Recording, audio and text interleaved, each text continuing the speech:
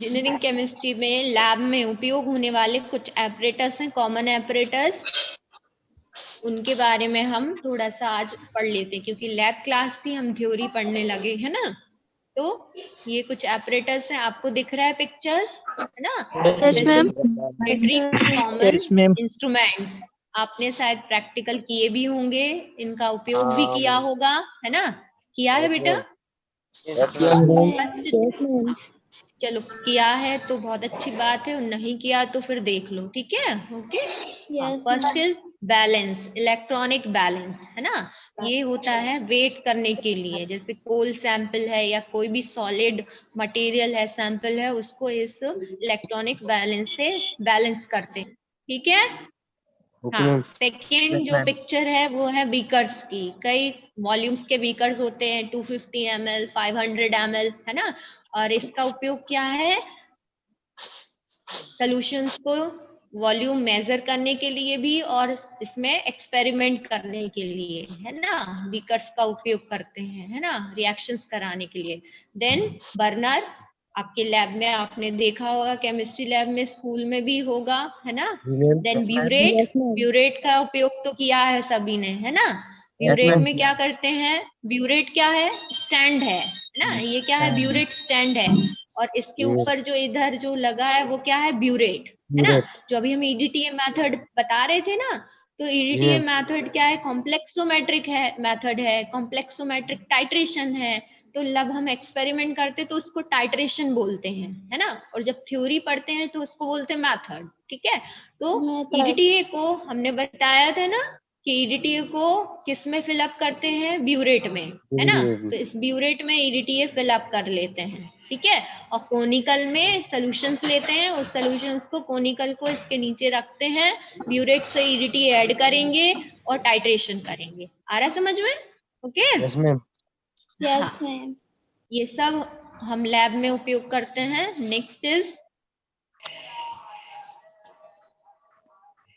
Next जो है वो है क्ले ट्राइंगल। क्ले ट्राइंगल का उपयोग क्या होता है कि बर्नर पर स्टैंड रखा जाता है, और उसमें अगर हमें कुछ हीट करना है, तो जैसे सिलिका है या कांच का कोई बर्तन है, उसको रखना है, तो उसके लिए स्टैंड क्या होता है? ब्यूरेट में उसमें बर्नर पे रखने के लिए, इस बर्नर, ये बर्नर दिख रहा है, इस बर्नर पे एक और स्टैंड होता है, वो नीचे बना है, स्टैंड रखते हैं, और स्टैंड के ऊपर ये क्ले ट्राइंगल रखते हैं, ताकि क्या हो? बीकर जो है वो इसके ऊपर स्टेबल हो जाए, रख जाए, ठीक है। देन क्रूसिबल, क्रूसिबल का ये, इसको बोलते हैं कटोरी। क्रूसिबल क्ले से इसलिए से बना होता है, चीनी मिट्टी से, और इसमें हम कोल का एनालिसिस करते हैं, है ना।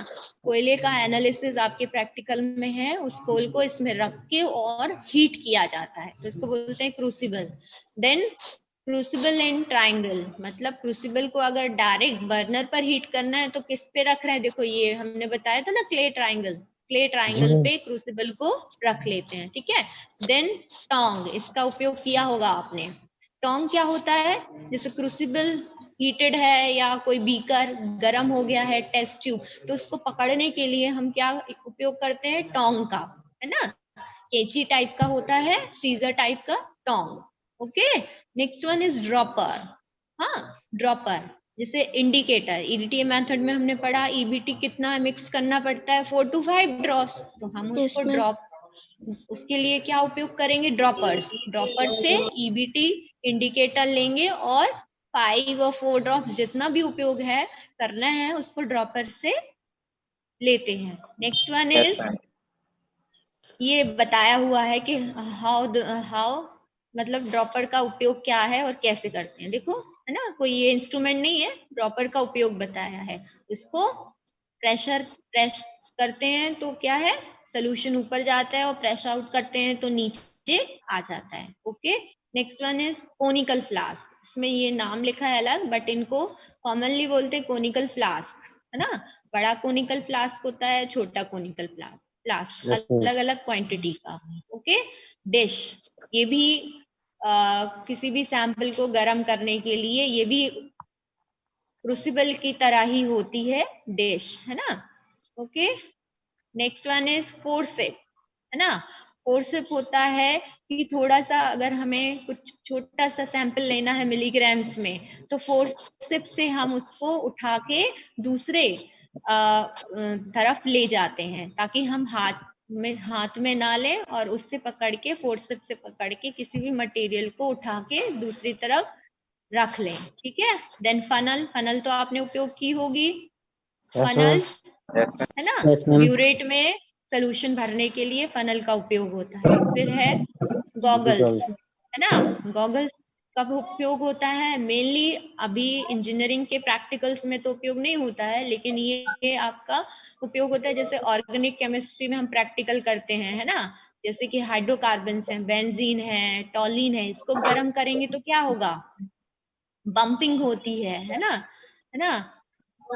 आग लग जाती है कुछ केमिकल्स में, तो आंखों को सेव करने के लिए गॉगल्स पहने जाते हैं एक्सपेरिमेंट के दौरान। ठीक है। One is cylinder. सिलेंडर्स का मतलब क्या है, जैसे फॉर एग्जांपल अभी हमने ईडीटीए मेथड पढ़ा, ईडीटीए मेथड में लिखा है कि 50 ml ईडीटीए लेना है, तो अलग अलग मेजरिंग सिलेंडर होते हैं, 50 ml के, 100 ml के, 1000 ml के। तो उसमें हम केमिकल्स को फिलअप करते हैं और वेन करते हैं, तौलते हैं, मतलब कि उतना क्वांटिटी हमें मिल जाए। फॉर एग्जांपल 50 ml चाहिए तो 50 ml इसमें पूरा लेवल होता है, उसको भर लेंगे और उसको फिर दूसरे बीकर में ट्रांसफर कर लेंगे। Okay. Next is pinch clamp. ये जो होता है ये मेनली गैस सिलेंडर की गैस सप्लाई जाए बर्नर में या ना जाए उसके लिए होता है। इसको अगर खोल देते हैं तो गैस सप्लाई जाती है, अदरवाइज उसको पिंच आउट कर देते हैं तो गैस सप्लाई रुक जाती है ना। ये कॉमनली आप मतलब स्टूडेंट्स यूज नहीं करते हैं, उपयोग नहीं करते। Then pipette.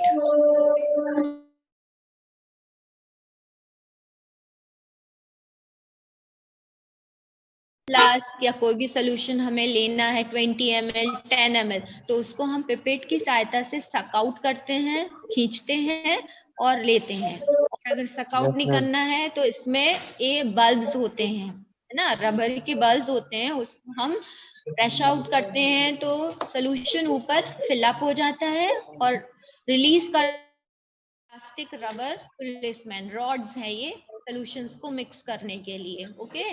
देन ये भी डिस्टिलेशन मेथड, हालांकि आपका इंजीनियरिंग में नहीं है, डिस्टिलेशन मेथड करते हैं तो इसमें क्लैंप मतलब किसी कोनिकल फ्लास्क को इसको स्टैंड आउट करना है तो इसमें हम फिक्स करते हैं। ठीक है। नेक्स्ट स्पैचुला, ये पहले भी हमने एक स्पैचुला बताया था।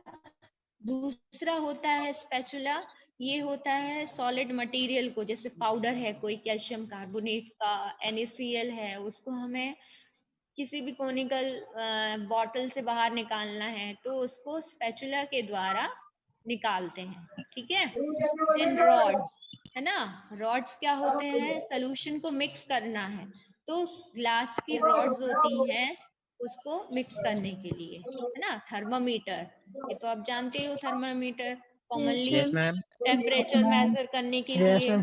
टेस्ट ट्यूब रैक भी आपने देखा होगा, है ना। टेस्ट ट्यूब रखने के लिए रैक होते हैं, प्लास्टिक के, स्टील के भी होते हैं, वुड के भी होते हैं। ठीक है।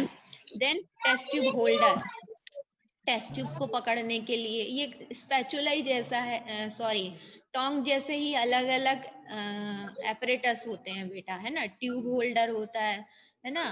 तो टोंग से भी पकड़ते हैं और अलग अलग इसके होल्डर्स भी होते हैं। ठीक है। देन क्लैंप, ये है ब्यूरेट क्लैंप है। ब्यूरेट में ये जो लगा हुआ है ना, इसी तरह से ये अलग से बताया गया है क्लैंप। ठीक है। आया समझ में। तो ये जनरल एपरेटस हैं हमारे केमिस्ट्री लैब में। Then wash bottle, wash bottle क्या होता है, एक प्लास्टिक का बॉटल होता है जिसमें डिस्टिल वाटर भर दिया जाता है, ताकि आपको जब प्रैक्टिकल करो तो बार बार आपको क्या करना पड़ता है, केमिस्ट्री में जब प्रैक्टिकल करते हैं तो पहला जो प्रिकॉशन में क्या रहता है स्टेप, कि सभी जो ग्लासवेयर है उसको अच्छे से वॉश करना, है ना। तो वॉश करने के लिए वॉश बॉटल होता है, उसमें से वाटर को रिंस करके और टेस्ट ट्यूब या ब्यूरेट को वॉश किया जाता है। ओके।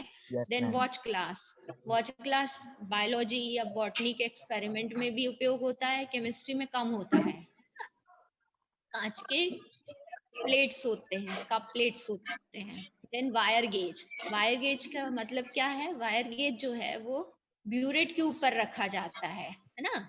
एक छन्नी होती है तार की बनी, उसको कहते हैं वायर गेज।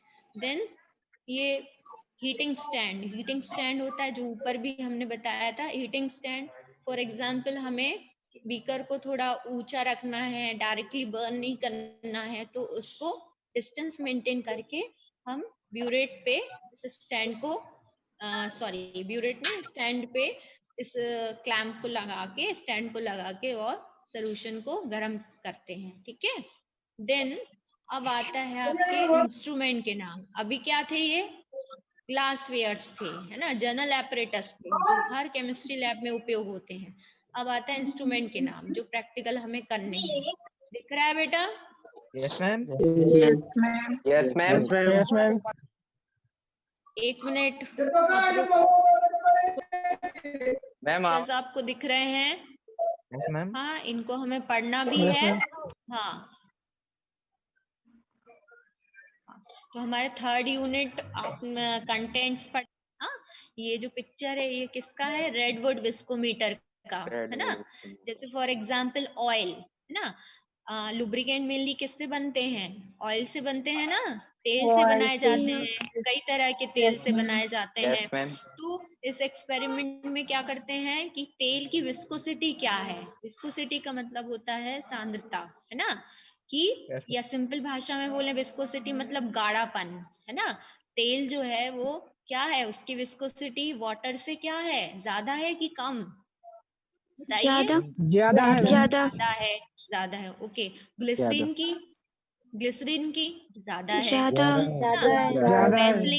वैसलीन की और ज्यादा है। तो Yes, ma'am. हाँ, जैसे लुब्रिकेंट होते हैं स्नेहक, हिंदी में स्नेहक बोलते हैं। तो लुब्रिकेंट का उपयोग कहाँ किया जाता है? मशीन्स में, घर्षण को कम करने के लिए, है ना। हर मशीन में उपयोग होता है लुब्रिकेंट। तो मशीन में घर्षण को कम करने के लिए लुब्रिकेंट बनाए जाते हैं। तो लुब्रिकेंट की एक बेसिक क्वालिटी होती है कि उसमें सांद्रता या फिर विस्कोसिटी जो है वो मशीन के अनुसार होनी चाहिए। एकदम वाटर जैसा नहीं होना चाहिए पतला।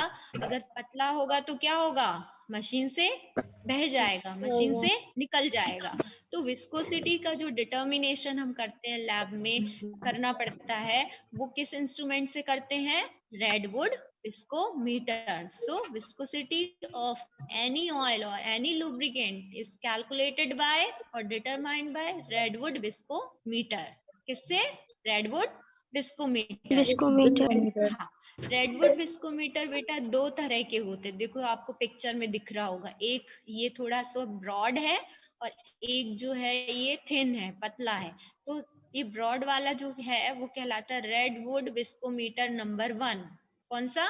Number 1। Second one is redwood viscometer number 2। अब इस दो इसलिए है क्योंकि जब हम सांद्रता पढ़ते हैं या विस्कोसिटी, तो विस्कोसिटी दो तरह की होती है बेटा। ऑयल्स भी दो तरह के होते हैं, एक पतले ऑयल और एक गाढ़े ऑयल होते हैं, है ना। एक की ज्यादा विस्कोसिटी होती है, एक की कम। तो जो नंबर 1 है उससे थिन ऑयल की विस्कोसिटी कैलकुलेट करते हैं। थिन ऑयल मीन्स पतले ऑयल, है ना। और रेडवुड विस्कोमीटर नंबर 2 से जो गाढ़े ऑयल है, थिक ऑयल है, उनका विस्कोसिटी कैलकुलेट करते हैं। ओके।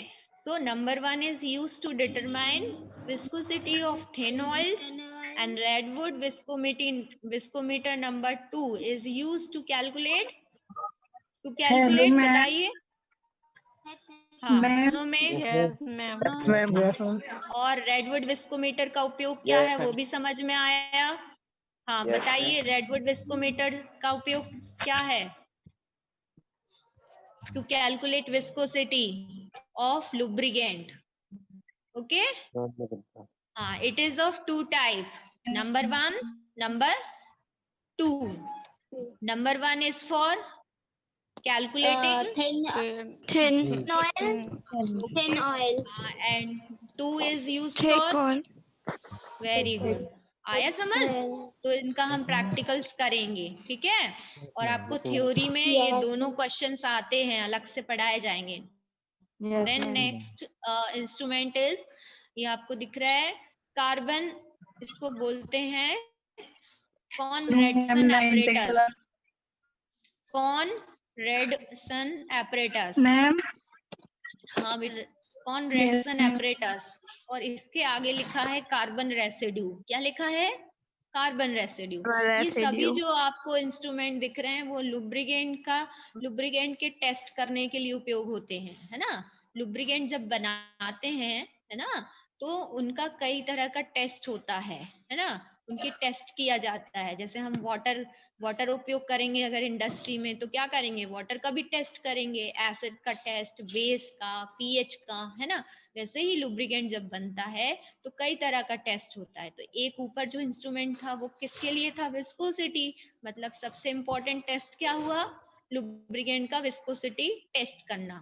दूसरा जो है बेटा, जो थर्ड इंस्ट्रूमेंट दिख रहा है, वो है कि लुब्रिकेंट्स जो होते हैं वो तेल है ना? और तेल जो है मेनली क्या होते हैं? हाइड्रोकार्बन्स होते हैं। बताइए। हाइड्रोकार्बन्स। तो जब, क्योंकि अगर हम लुब्रिकेंट, जैसे फ्यूल है, फ्यूल भी हाइड्रोकार्बन है, और फ्यूल वाले तेल से ही लुब्रिकेंट्स भी बनाए जाते हैं, है ना? लेकिन लुब्रिकेंट और फ्यूल की क्वालिटी या फिर प्रॉपर्टीज बिल्कुल अपोजिट होती हैं। क्यों होती हैं? क्योंकि फ्यूल हमें क्यों चाहिए? जलाने के लिए, ऊर्जा प्राप्त करने के लिए, है ना? तो फ्यूल का क्या रहता है कि फ्यूल जल्दी जले और ऊर्जा दे। लेकिन लुब्रिकेंट का काम क्या है? उल्टा है। लुब्रिकेंट क्या है कि ज्यादा देर तक मशीन में बना रहे। तेल तो है, लेकिन उसकी विशेषता क्या होनी चाहिए? वो जले ना, है ना? क्योंकि अगर जल जाएगा तो क्या होगा? काम नहीं कर पाएगा, मशीन को भी जला देगा, मशीन को भी खराब कर देगा। समझ रहे हो, है ना? तो ऑयल से ही फ्यूल बनता है, ऑयल से ही लुब्रिकेंट बनता है, लेकिन प्रॉपर्टीज जो है बिल्कुल अलग हैं। अब इस इंस्ट्रूमेंट का उपयोग क्या होगा कि इससे हम क्या मालूम करते हैं कि ऑयल, कोई भी ऑयल हो, चाहे वो जल्दी जलता हो या देर में जलता हो, जलता तो है। अगर कोई भी ऑयल को हम जलाते हैं तो जब जलता है, जैसे काजल, है ना? हमारी दादी लोग काजल बनाती थी पहले, याद है? मालूम है यस कुछ? मैम। काजल कैसे बनाते थे? Yes ma'am. कौन बताएगा? मैम। कौन बताएगा? बोलते हैं काजल क्या है? कार्बन रेसिड्यू है। जलने के बाद जो कार्बन के पार्टिकल्स हैं, कार्बन का अवशेप है, वो कहलाता है काजल, कार्बन रेसिड्यू। आगे समझ? Yes ma'am. आगे सबको समझ? हाँ। अब काजल का उपयोग तो हमारे लिए है आंखों में काजल लगाने के लिए, ठीक है। लेकिन अगर मान लो इसी तरह से लुब्रिकेंट है, उसको हम मशीन में रख रहे हैं, है ना, मशीन में उपयोग कर रहे हैं फ्रिक्शन दूर करने के लिए, लेकिन अगर वो तेल जल जाए तो मशीन तो खराब होगी, वो अलग बात है। लेकिन वो धीरे धीरे अगर जल रहा है और कार्बन रेसिड्यू बना रहा है बराबर, तो क्या होगा? कुछ नुकसान है क्या? नहीं। हाँ, नहीं। नुकसान है। कार्बन रेसिड्यू बराबर बनता जाएगा तो नुकसान होगा? Yes ma'am. क्यों नहीं होगा बेटा?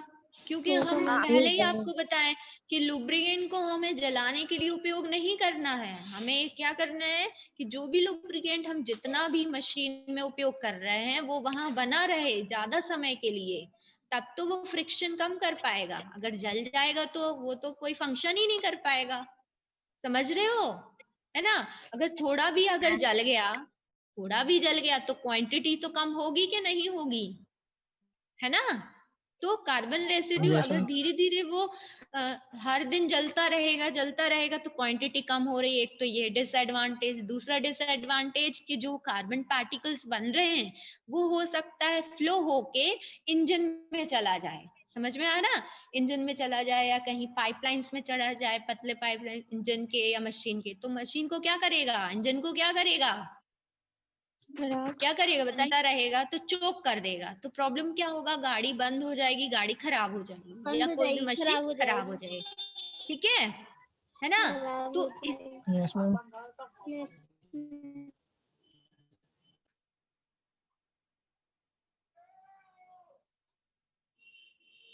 Hello.